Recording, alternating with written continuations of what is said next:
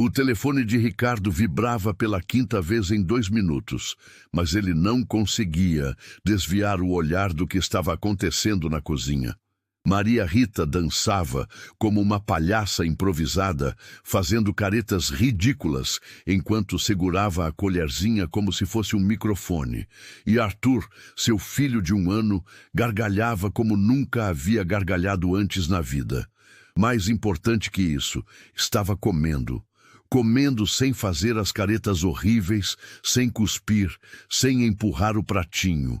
Mas o que Ricardo não sabia é que aquela cena aparentemente simples revelaria algo sobre Maria Rita que mudaria a vida de todos eles para sempre.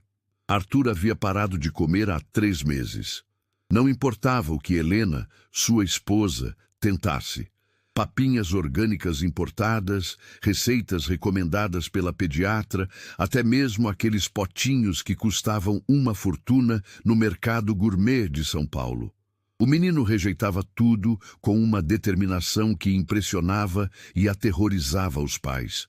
Helena havia chorado tanto nas últimas semanas que Ricardo chegou a cogitar contratar uma babá especializada.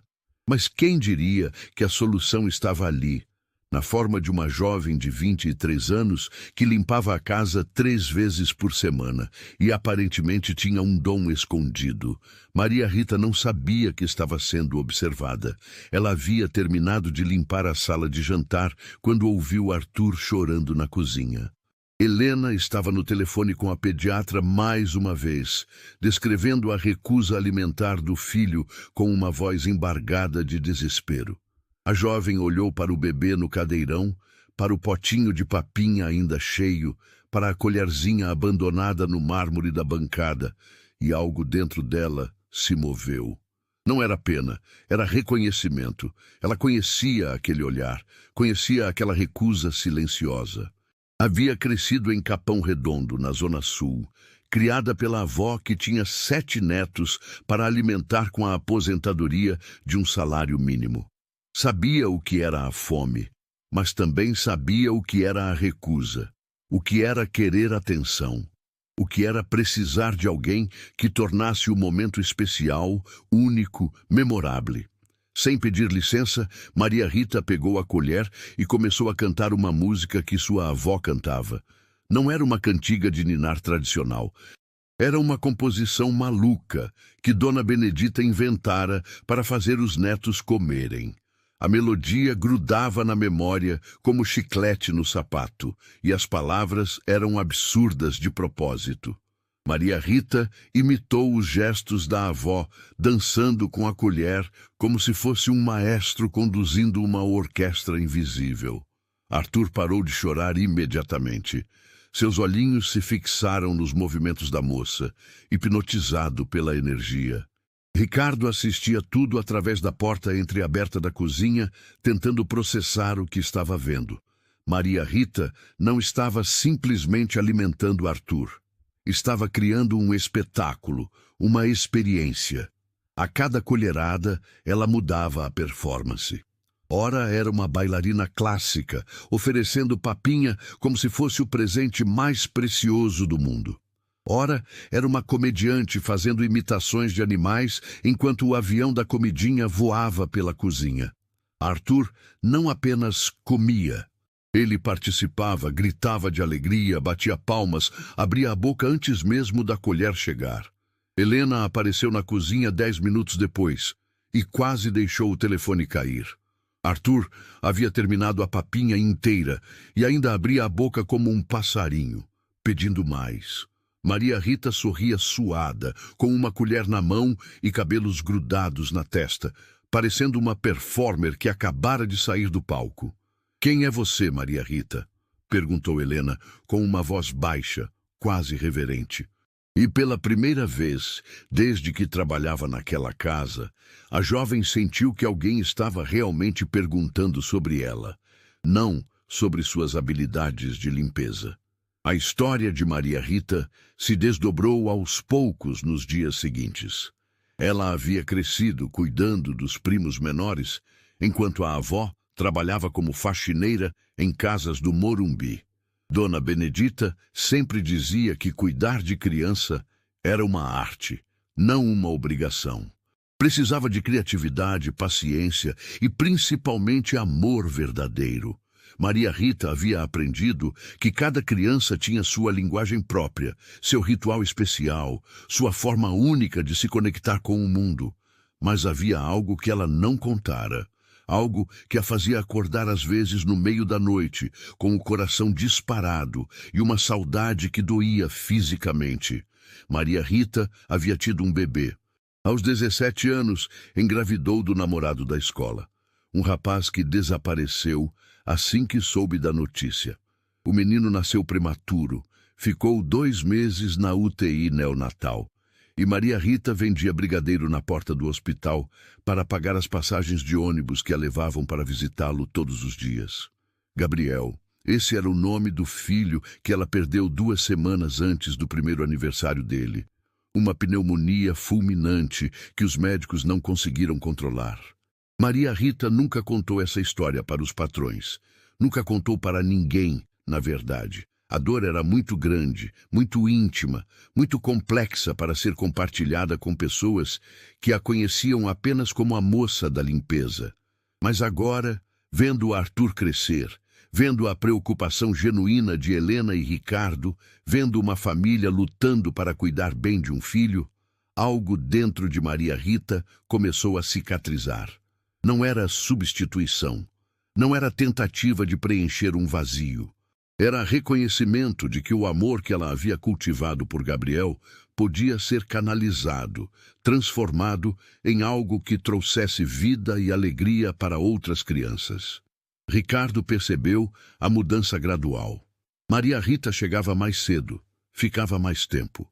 Sempre encontrava uma desculpa para passar pela cozinha na hora do lanche ou do almoço de Arthur. E o menino havia se transformado em outra criança. Comia com apetite, sorria com frequência e sempre que via Maria Rita chegando, batia as mãozinhas de empolgação no cadeirão. Uma manhã de terça-feira, Ricardo chegou mais cedo do escritório e encontrou Maria Rita e Arthur no jardim.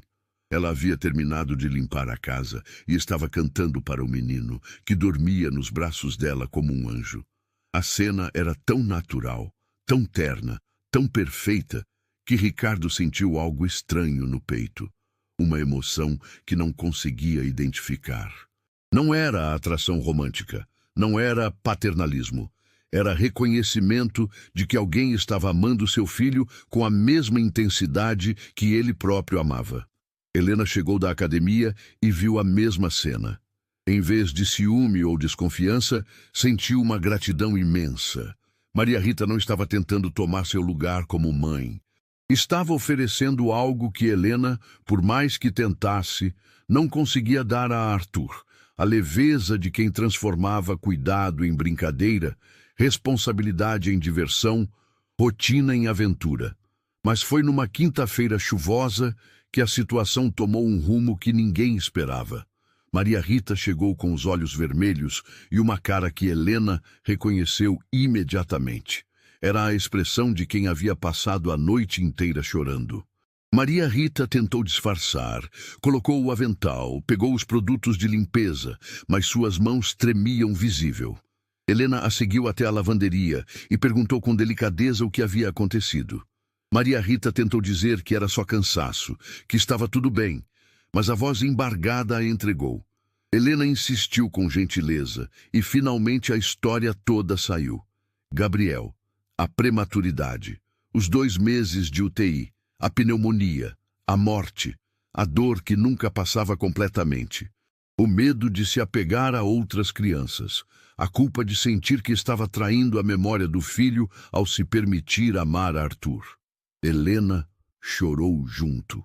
Chorou pela dor de Maria Rita, chorou pelo bebê que nunca conheceu, chorou pela injustiça da vida que tirava filhos de mães que os amavam tanto. Mas também chorou de reconhecimento, porque finalmente entendeu que o cuidado especial que Maria Rita tinha com Arthur não vinha de treinamento profissional. Vinha de uma experiência maternal real, profunda, dolorosa e transformadora. Ricardo chegou em casa naquela noite e encontrou Helena contando a ele toda a história.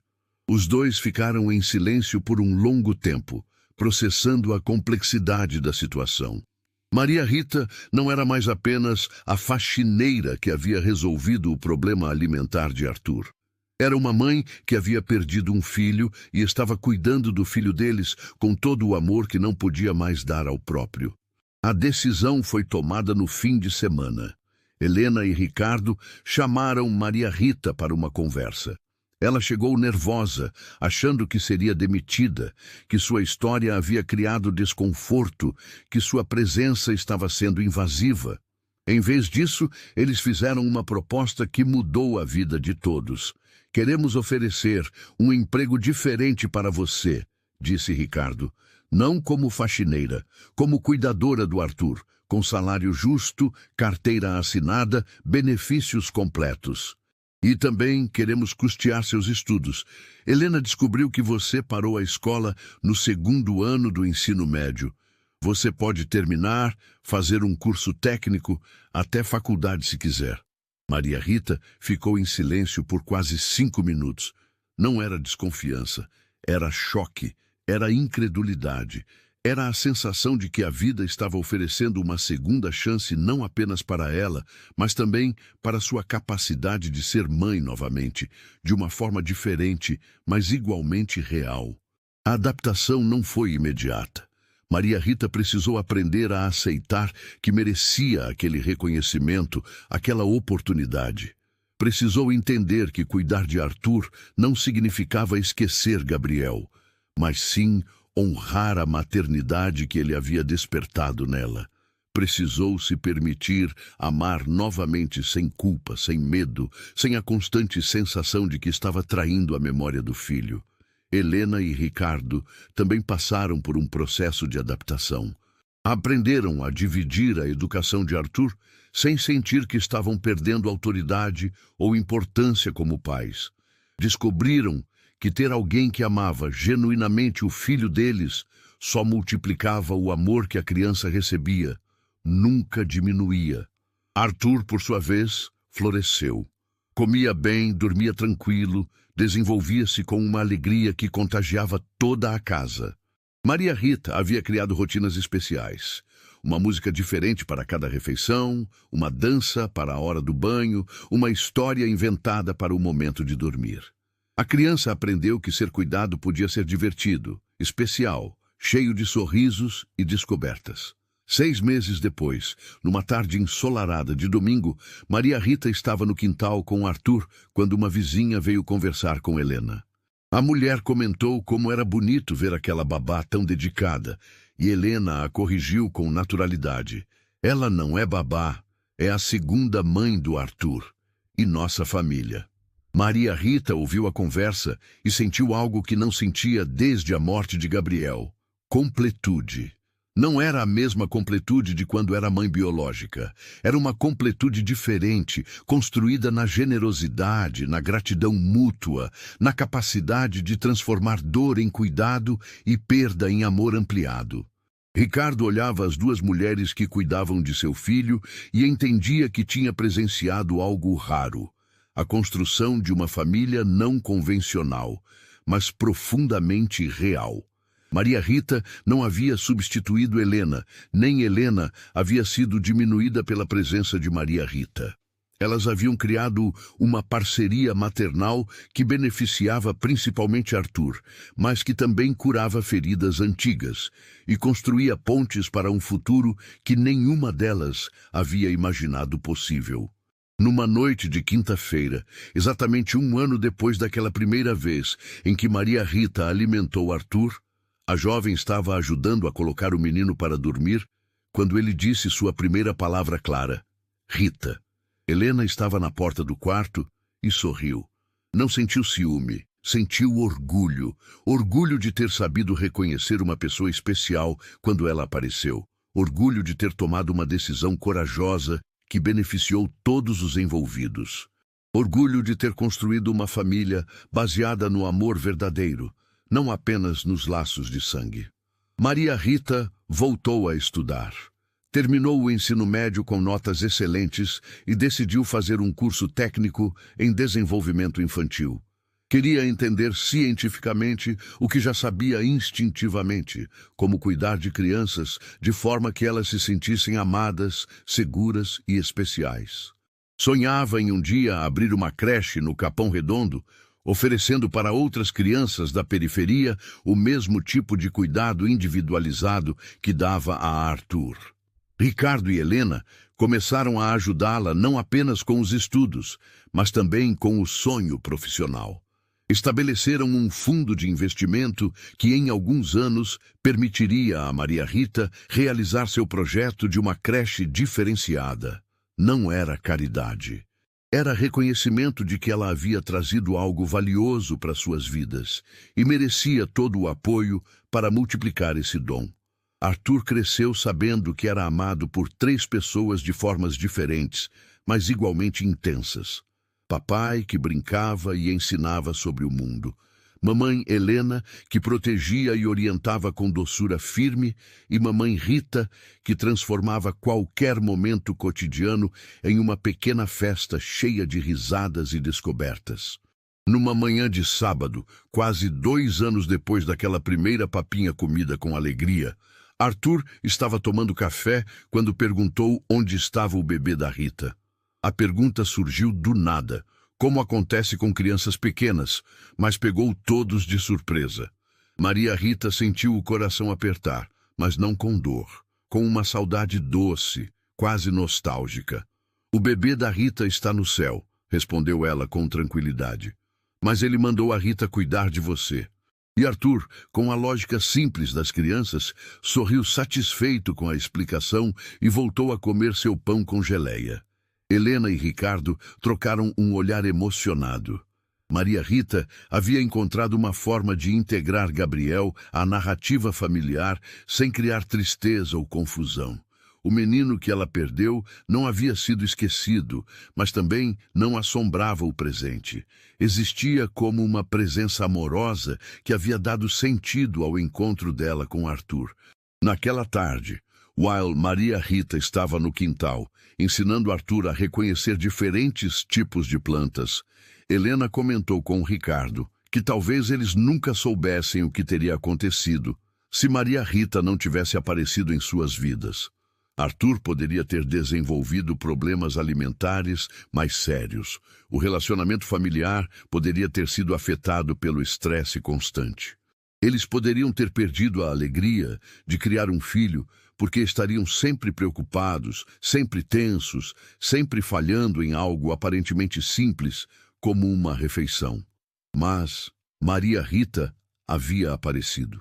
Não como um milagre inexplicável, mas como uma pessoa real, com sua própria história de dor e superação, que soube transformar a experiência pessoal em cuidado profissional, amor perdido em amor compartilhado, trauma em sabedoria prática.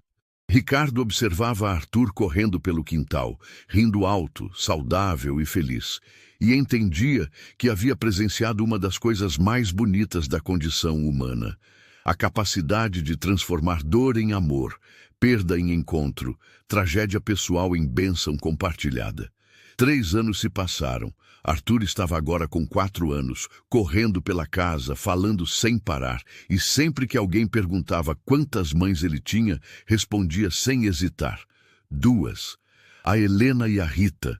Em dezembro de 2023, Maria Rita se formou no curso técnico de desenvolvimento infantil. Na formatura, ela subiu no palco para receber o diploma, mas o que ninguém esperava era o que aconteceria em seguida.